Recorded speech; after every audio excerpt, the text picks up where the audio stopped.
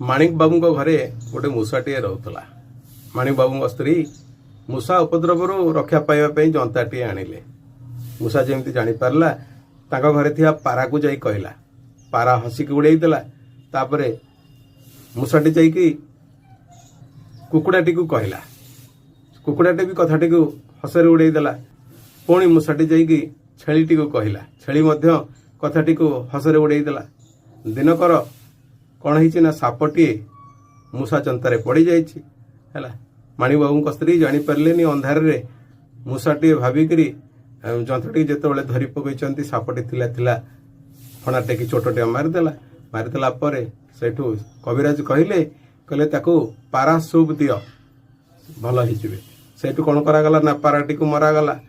पारा मरीगला ताकू सूप करके मालिकाणी को दिगला। तापर लोक जो सब देखा आसते कुकुड़ाटी को काटी कुकुड़ा भोजी दिगला।